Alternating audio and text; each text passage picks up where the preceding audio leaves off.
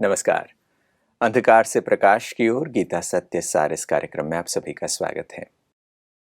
मनुष्य हमेशा सृष्टि के बारे में, अपने जीवन के बारे में, सृष्टि पर जीवन का चक्र कैसे चलता है उसके बारे में विचार करता आया है। मन में एक उत्कंठा रही है कि यह जीवन कैसे चलता है। जन्म और मृत्यु के बारे में सदियों से अनेक विचारकों ने अपनी अपनी बातें रखी हैं। गीता भी इस पर बहुत स्पष्ट उत्तर देती है। चूंकि गीता में कृष्ण अर्जुन संवाद को हम देखते हैं, यहाँ एक डायलॉग को देखा जाता है, तो समझ में आता है कि अर्जुन मानवता के प्रतिनिधि के रूप में भगवान से प्रश्न कर रहे हैं। ये कुछ ऐसे एग्जिस्टेंशियल क्वेश्चंस हैं जिसके बारे में कभी न कभी व्यक्ति सोचता ज़रूर है। जन्म और मृत्यु एक ऐसे विषय हैं जिस पर कभी न कभी जीवन के किसी न किसी मोड़ पे हर व्यक्ति का विचार जाता है। खासकर घर में या अपने किसी परिजन या मित्र का देह त्याग होने पर, उनकी मृत्यु होने पर मनुष्य जीवन के अर्थ के बारे में, मृत्यु के रहस्य के बारे में जानना चाहता है। ये अलग बात है कि उस समय के इन प्रश्नों को जीवन के आपाधापी में हम फिर भूल जाते हैं और फिर कुछ ऐसी घटनाएं सामने आने पर ही इस पर विचारशील बनते हैं। मगर अर्जुन के प्रश्न जो भगवान के समक्ष रखे गए हैं, गीता उसके उत्तर के रूप में क्या क्या चीज देती है, आइए उसी पर आज चिंतन करते हैं। आज हमारे साथ चर्चा के लिए स्टूडियो में डॉक्टर पुष्पा पांडेय जी हैं। डॉक्टर पुष्पा पांडेय जी पेशे से गायनेकोलॉजिस्ट हैं, जबलपुर मध्य प्रदेश में प्रैक्टिस करते हैं। गीता के विषय पर इनका गहरा शोध और अध्ययन रहा है। डॉक्टर साहब, आपका स्वागत है। ओम शांति। जन्म और मृत्यु, मैं समझता हूँ एक मेडिकल प्रोफेशनल से बेहतर और किससे ये सवाल पूछा जा सकता है, क्योंकि एक डॉक्टर के हाथ में जन्म भी होता है। आप एक गायनेकोलॉजिस्ट हैं, आपने शिशुओं को जन्म लेते हुए देखा है। और मृत्यु तो आज के समय में तो एक ऐसी चीज़ है कि मृत्यु के समय पर भी लोग डॉक्टर्स के पास ही पहुंचते हैं और अस्पताल में ही अनेकानेक लोगों की मृत्यु भी होती है। इससे पहले कि हम गीता इस विषय पर क्या कहती है, आप इसको कैसे देखते हैं, जन्म और मृत्यु को? मेडिकल साइंस में तो व्यक्ति के जीवन और मृत्यु दोनों और जीवन भर में जो व्याधियां हैं उनको ठीक करने के लिए आप काम करते हैं, तो आप इसे कैसे देखते हैं?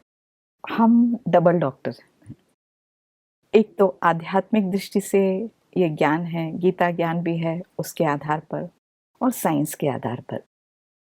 तो जब कोई बच्चा जन्म लेता है तो हमें मालूम है कि एक आत्मा इस धरती पर पुनः आ रही है अपना पार्ट प्ले करने, और अपने संस्कारों से अनुसार आ रही है।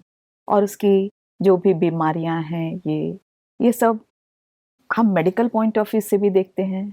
उस हिसाब से जैसे बच्चा हुआ कि भाई उसको कुछ प्रॉब्लम तो नहीं है, और दूसरे हिसाब से भी हम उसको अपनी पावर भी देते हैं, क्योंकि हम ये मानते हैं कि जिस डॉक्टर ने बच्चे को लिया है, उसका भी असर पड़ता है।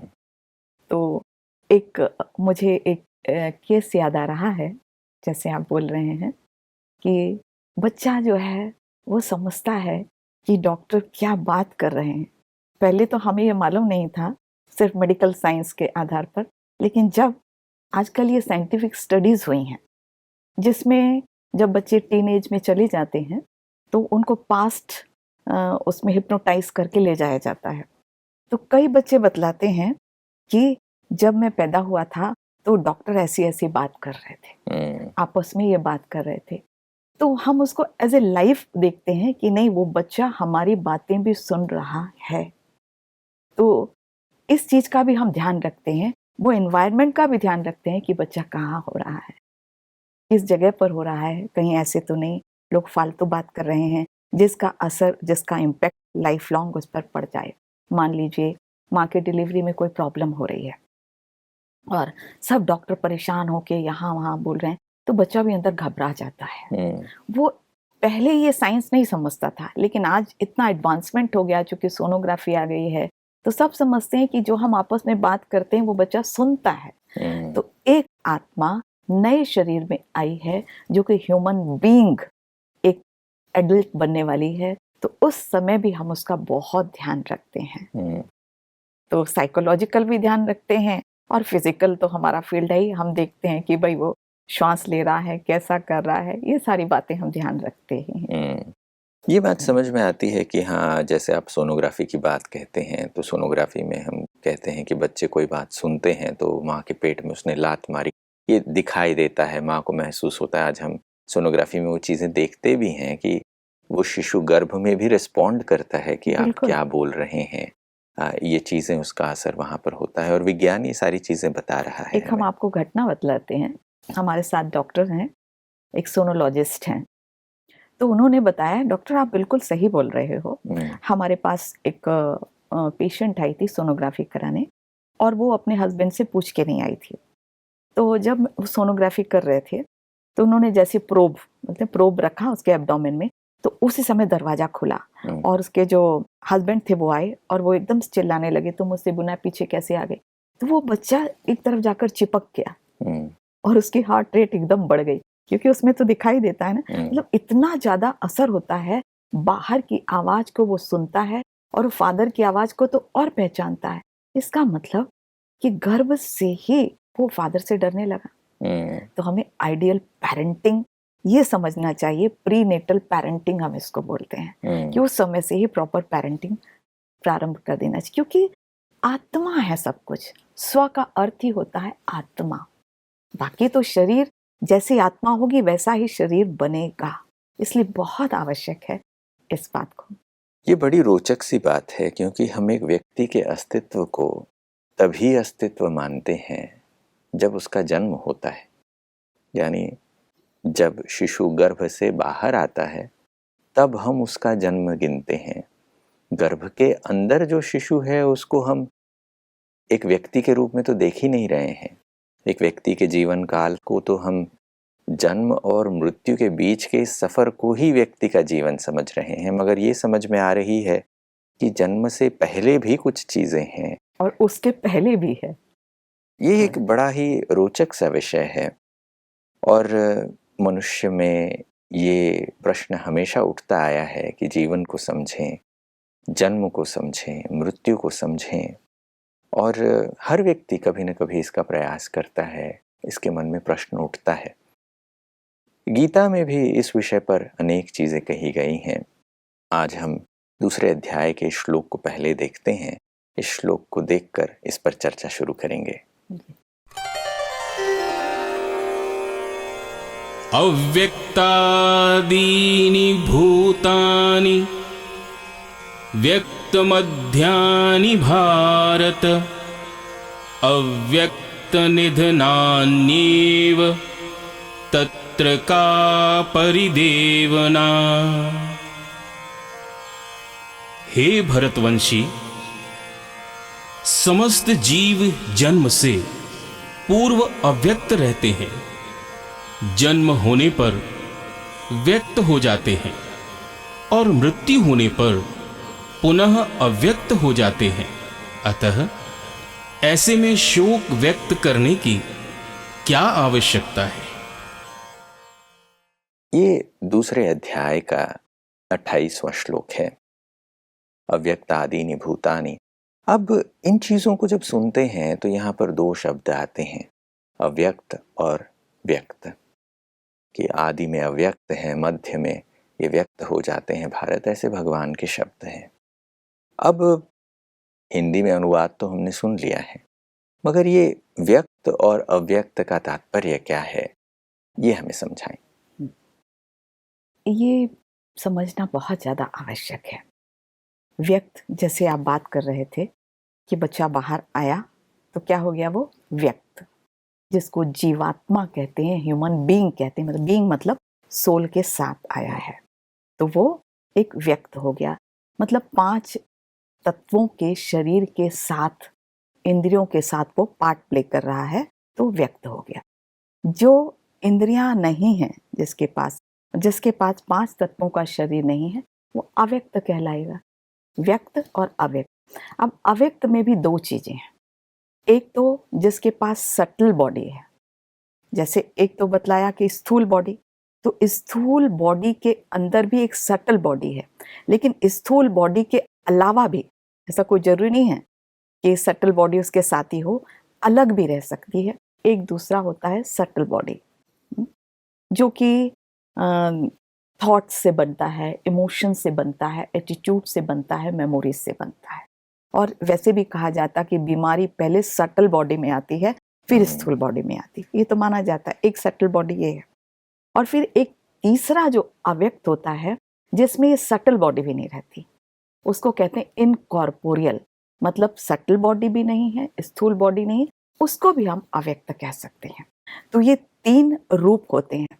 जैसे ये 3 रूप होते हैं, इसी प्रकार अव्यक्त में 3 लोक भी होते हैं। उसके आधार पर ही, जैसा ये सटल, एक तो स्थूल जो कॉर्पोरियल वर्ड जिसको कहेंगे, एक कॉर्पोरियल वर्ड जिसमें हम ह्यूमन बीइंग व्यक्त शरीर के साथ, कॉर्पोरियल बॉडी के साथ पार्ट प्ले कर रहे हैं। एक तो ये हो गया। दूसरा होता है एक जो सटल स्पेस होता है, जो कि इस पृथ्वी लोक के जस्ट ऊपर है, और वो हमेशा नहीं रहता है, वो सिर्फ कलयुग के लास्ट में रहता है। वहां पर कहते हैं ना, फरिश्ते रहते हैं। फरिश्ते मतलब जिनका स्थूल शरीर नहीं है, सिर्फ सटल शरीर है। और जो आत्माएं होती हैं, वो इस समय अपने साधना के द्वारा उस लोक तक जा सकती हैं, या किसी किसी का पार्ट होता है कि उस लोक तक पहुंच सकते हैं सटल बॉडी के साथ। कहते हैं उसको अव्यक्त लोक भी कहा जाता है, सूक्ष्म लोक भी कहा जाता है। और यहाँ पर जैसे बातें होती हैं ना, यहाँ पर बात नहीं हो सकती है, क्योंकि सटल शरीर है, तो बात कैसे होगी? वो आपस में बात नहीं कर पाते हैं, सिर्फ जो है थॉट्स के आधार पर एक दूसरे से जो आदान प्रदान होता है। तो उसके ऊपर वहां पर सटल, वो भी भले अव्यक्ति कहलाएगा क्योंकि है तो नहीं ना वहां, लेकिन वो इनकॉर्पोरियल कहलाता है, क्योंकि वहां पर ना तो सटल बॉडी है, ना तो कॉर्पोरियल बॉडी है, इसलिए उसको क्या कहते हैं? इनकॉर्पोरियल। अर्थात वहां सिर्फ आत्मा अपने मूल रूप में रहती है। तो ये तीनों स्पेस और 3 तरह की ये जो बॉडी है कहलाते हैं। व्यक्त और अव्यक्त के बारे में जब ये बातें समझते हैं तो समझ में आता है कि इसकी बारीकियां भी हैं। श्लोक मोटे तौर पर यह चीज कह रहा है कि जन्म से पहले अव्यक्त हैं, जन्म लेते ही व्यक्ति, जिसे हम व्यक्ति भी कहते हैं, अव्यक्त हो गया है ऐसे, और मृत्यु के उपरांत पुनः अव्यक्त हो गया। ये चीज कही जा रही है। क्या तात्पर्य है इसका कि क्या चीज व्यक्त हो रही है और क्या चीज अव्यक्त हो रही है? इसका तात्पर्य यही है कि जैसे ही आत्मा इस शरीर से अलग होती है, तो अपना स्थूल शरीर तो उसने छोड़ दिया। स्थूल शरीर जब छोड़ देती है तो वो सटल बॉडी के साथ जाती है, अव्यक्त हो जाती है। तो ये अव्यक्त हो जाती है, मतलब जब तक आत्मा इस जन्म मृत्यु के चक्कर में, कहते हैं ना एक साइकिल, जो एक कल्प होता है, तो जब तक यहाँ आती रहती है वो सटल बॉडी के साथ रहती, भले ट्रांसफर हो, तो वो एक अव्यक्त रूप ही कहलाएगा उसका, वो अव्यक्त में रहती है। लेकिन एक अव्यक्त जो आप बोल रहे हैं कि जो 5000 की साइकिल है, तब तक तो ये अव्यक्त बॉडी है सटल बॉडी के साथ। ये चैप्टर 15 में दिया हुआ है कि जब आत्मा एक शरीर से दूसरे शरीर में जाती है, तो वह जैसे कि वायु गंध लेकर दूसरी जगह जाती है, इसी प्रकार आत्मा मन बुद्धि संस्कार के साथ सूक्ष्म शरीर के साथ दूसरे शरीर में जाती। तो बीच वाला भाग जो आप कह रहे हैं वो अव्यक्त है ये तो। लेकिन 5000 की जैसे ही साइकिल पूरी होती है, उसके बाद फिर ऊपर जाना पड़ता है सबको, परम धाम। तो उस समय ये अव्यक्त बॉडी खत्म हो जाती, फिर वो एक्चुअल इनकॉर्पोरियल स्टेज में पहुंच जाती है। मतलब ये जो सूक्ष्म शरीर की बात है वो वहां पहुंच जाती है।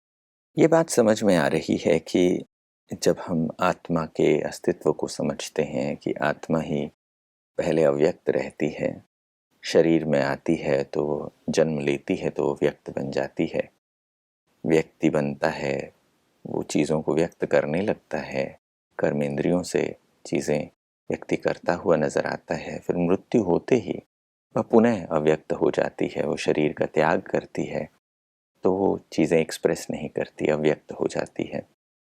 आपने 3 चीज़ें भी कही। अब स्थूल शरीर को तो हम सभी जानते हैं। आपने सूक्ष्म शरीर के बारे में कहा कि एक अव्यक्त रूप है, एक अव्यक्त शरीर है, ये भी कहा, और आत्मा के रूप के बारे में भी आपने बताया। ऐसे में कुछ और भी शब्द हैं जो इससे मिलते जुलते हैं। सूक्ष्म, दिव्य और प्रेत आत्मा, ये ऐसे 3 प्रकार भी सुनने को मिलते हैं। इसके बीच में भी अंतर क्या है, इसको समझा जाए। बहुत सारे लोग क्वेश्चन पूछते हैं कि ये घोस्ट क्या है और ये फरिश्ते क्या हैं, क्योंकि विदेशों में तो फरिश्ता माना जाता है ना, और कहते हैं फरिश्ते यहाँ आपके सारे काम करके चले जाते हैं, मदद करके चले जाते हैं। तो सटल बॉडी तो दोनों में, बीच की स्टेज कहलाई कि ये तो सटल बॉडी एक तो हमारे शरीर के अंदर होती है, और जब हम शरीर छोड़ते हैं तो फिर सटल बॉडी होती है। तो एक जो होता है, एक घोस्ट के रूप में भी कई रहते हैं और कई दिव्य आत्माओं के रूप में भी रहते हैं। तो इसको थोड़ा सा गहराई से हमें समझना पड़ेगा कि क्या दोनों में अंतर है और कैसे हम इससे बड़े बड़े काम कर सकते हैं। वो सब हम भी कर सकते हैं, इसलिए सुनना बहुत ज़्यादा ज़रूरी है। तो घोस्ट जो होते हैं, मतलब जो वासनाएं जिनके अंदर रहती हैं, क्योंकि बहुत सारी इच्छाओं के साथ उन्होंने शरीर छोड़ा है, और जब उनको मान लो शरीर नहीं मिलता है बीच में, तो आत्माएं भटकती रहती हैं और अपनी इच्छा पूरी करने के लिए यहाँ वहाँ कहीं कहीं प्रवेश करती रहती हैं किसी किसी में। तो आप अक्सर देखते होंगे, जैसे क्या होता है अपने यहाँ जो मानते हैं ना कि वो देवी आ गई, फिर वो डिमांड कर रही है, ऐसा है वैसा है। तो जो आत्माएं ऐसे शरीर छोड़ती हैं और उनकी इच्छाएं रहती हैं, तो यहाँ ही किसी किसी में प्रवेश करके वो कुछ कुछ डिमांड करती रहती हैं, लेकिन वो किसी को सुख नहीं देती हैं, क्योंकि उनके पास दिव्य गुण नहीं रहते हैं, वो असंतुष्ट रहती हैं, तो वो भी दुखी रहती हैं। ऐसे नहीं कि बहुत खुश रहते हैं, तो अपनी अतृप्त कामनाओं को पूरी करने के लिए करती हैं, तो एक घोस्ट कहलाए। इसलिए उनको ब्लैक दिखाते हैं ना पूरा, जब किसी को दिखता है तो ब्लैक, अरे भूत दिखा और डर गया। अब जो ये दिव्य आत्माओं की बात हो रही थी, तो ये कैसे होता है? एक तो जब शरीर त्यागा मान लीजिए, तो वो भी एक सटल बॉडी के साथ रहते हैं। तो 2 तरह से हो सकता है कि ये सटल बॉडी एक हमारे अंदर है, तो जैसे हमने सूक्ष्म लोक की बात कही थी, है ना? तो कुछ आत्माएं सटल बॉडी के साथ, भले वो साकार शरीर से कनेक्टेड है, अलग नहीं होंगी। अंतर ये है कि जब शरीर के अंदर हैं तो साकार शरीर से ये सटल बॉडी दिव्य आत्माएं कनेक्टेड हैं, और ये ऊपर भी जा सकती हैं, कहाँ? सूक्ष्म लोक में, और दिव्य संदेश लेकर आती हैं। और ये सटल बॉडी के साथ, या जिसको हम कहें अंतःवाहक शरीर, इसके साथ हम बड़े बड़े काम कर सकते हैं। अभी तो हम शरीर के साथ की सटल बॉडी के साथ कह रहे हैं, बहुत बड़े बड़े काम कर सकते हैं। जैसे इसको कहते हैं ना, फरिश्ते आए और हमें शांति देकर चले गए। तो ऐसे ही हम भी जब दिव्य बन जाते हैं, तो इस स्थूल शरीर में रहते हुए भी लोगों को अनेक साक्षात्कार करा सकते हैं, बहुत सारे उनकी कामनाएं पूरी कर सकते हैं, उनके संस्कार बदल सकते हैं। जो दुखी, अशांत, बीमार आत्माएं हैं, उनको भी हम ठीक कर सकते हैं।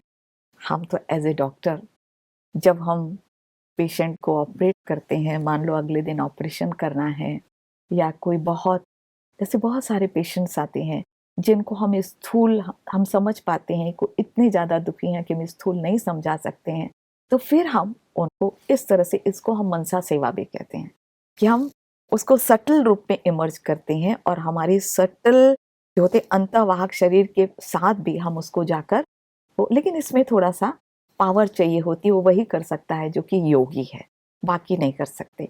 जब हम व्यक्त और अव्यक्त के इन भावों को समझते हैं, समझ में आता है कि लोग इन अलग अलग दृश्यों को जीवन में अनुभव भी करते हैं। अब द्वितीय अध्याय की ही अगर हम बात करें, तो द्वितीय अध्याय को सांख्य योग कहा गया है। अब ये प्रश्न उठता है कि द्वितीय अध्याय को ही सांख्य योग क्यों कहा गया है, सांख्य के साथ इसका नाम क्यों है, ये भी चीज़ समझने वाली है। सेकेंड चैप्टर को ज्ञान योग या सांख्य योग कहते हैं, और ये इस बात को भी प्रूफ करता है कि आत्मा अलग है, परमात्मा अलग है, शरीर अलग है। क्योंकि अद्वैत सिद्धांत के अनुसार तो सब एक ही है। तो यहाँ बिल्कुल स्पष्ट इसमें हो जाता है, क्योंकि सांख्य दर्शन वो भी अलग है, सांख्य योग अलग है, और सभी ने अपने अपने अनुसार बतलाया है। लेकिन गीता में सांख्य योग का क्या अर्थ है? गीता में सांख्य योग का अर्थ है कि शरीर अलग, आत्मा अलग, ये दोनों पुरुष और प्रकृति हैं, और उसके साथ जब परमात्मा को याद करते हैं वो तो सांख्य योग कहलाता है। तो गीता के सांख्य योग का अर्थ है कि ईश्वर को याद करना, मतलब ये आस्तिक कहलाता है। लेकिन वास्तव में जो ओरिजिनल सांख्य दर्शन था उसमें परमात्मा के बारे में नहीं है, वो नास्तिक है। तो इसलिए दोनों में डिफरेंस है। तो यहाँ सांख्य योग का अर्थ है सम्यक ज्ञान, अर्थात क्लियर ज्ञान कि आत्मा, परमात्मा और पुरुष ये सब अलग अलग हैं। ये बिल्कुल इससे स्पष्ट हो जाता है। और दूसरा सांख्य जो नाम दिया है वो प्रकृति के तत्वों के आधार पर दिया है। लेकिन इसमें भी जो अभिनव गुप्त, उन्होंने तो शैव दर्शन के आधार पर लिखा। ये जो हम गीता पढ़ते हैं ये तो गोरखपुर गीता प्रेस, लेकिन उन्होंने भी जो लिखा उन्होंने शैव दर्शन के आधार पर लिखा है, काश्मीरी गीता। तो उनका अलग अर्थ है, उनका अर्थ गीता में भी अलग होता है। उनका ये है कि ज्ञान और अज्ञान के बीच में संघर्ष चल रहा है, लेकिन वो जब एकात्म हो जाते हैं वो शिव को मानते हैं। वो शिव को मानते हैं कि शिव से एकात्म हो जाना वास्तव में सांख्य योग। ये बात समझ में आ रही है कि धीरे धीरे जब हम एक एक चीज को समझते हैं तो गीता को अनेक लोगों ने अपने अपने मतों के आधार पर उसको स्पष्ट करने का प्रयास किया है।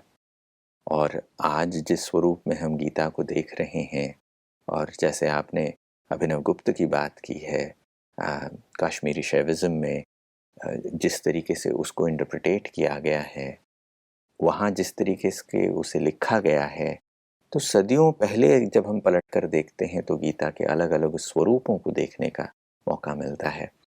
एक और प्रश्न उठता है, हालांकि ये छोटा सा प्रश्न है, कि व्यक्त और अव्यक्त भाव, आत्मा ही अव्यक्त रहती है, शरीर धारण करने के बाद व्यक्त रूप में आती है और मृत्यु होते ही वो पुनः अव्यक्त हो जाती है। यहाँ आत्मा का ज्ञान समझ में आ रहा है, जन्म मृत्यु की बात समझ में आ रही है। जब आत्मा का बोध हो जाने के बाद भी व्यक्ति के जीवन में परिवर्तन क्यों नहीं आता? बहुत सारे लोग गीता में ये चीज़ पढ़ लेते हैं तो समझ में आने वाली बात है। क्या ये पढ़ लेने से, ये सिर्फ समझ में आ जाने से क्या जीवन में परिवर्तन हो सकता है? ये प्रश्न उठता है। बहुत ही अच्छा प्रश्न है कि नॉलेज तो हमको हो गई, ज्ञान तो हमको हो गया, लेकिन हमारे जीवन में चेंज नहीं आ रहा। इसके अगले श्लोक में बहुत अच्छा दिया है। ये कई लोग आश्चर्यवत देखते हैं, आश्चर्यवत सुनते हैं, वर्णन भी करते हैं, लेकिन जैसे सुनते हुए भी नहीं सुनते, मतलब उनको समझ में नहीं आता है।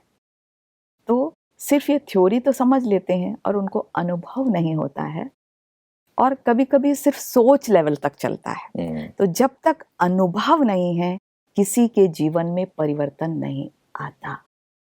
इसके लिए प्रैक्टिस बहुत ज़्यादा जरूरी है। रोज हमें प्रैक्टिस करनी पड़ती है, क्योंकि इतने दिनों से हम सब बॉडी कॉन्शियस ही हैं, हमको आदत है एक दूसरे को देह देखने की आदत है। लेकिन जब तक ये प्रैक्टिस नहीं होगी तो इसके लिए हमें बहुत निरंतर अभ्यास करना पड़ता है। क्योंकि कॉन्शियस माइंड तो सोचता है, लेकिन जो हमारी जो आदतें होती हैं वो तो सब कॉन्शियस माइंड में होती है। तो जब तक ये हमारी आदत का एक पार्ट नहीं बना है, ना हमारी दृष्टि चेंज होती, ना हमारी वृत्ति चेंज होती, ना हमारा व्यवहार चेंज होता है। तो इसके लिए ऐसे कहा जाता है कि कम से कम 3 महीने तो इतना तो अभ्यास करो। तो भाई घर में भी जब समझाते हैं कि घर में भी सबको देखो कि ये आत्मा है, आपका बच्चा भी आत्मा है, आपके साथ रोल प्ले कर रहा है, आपके जो माँ पिता हैं वो भी आत्मा है।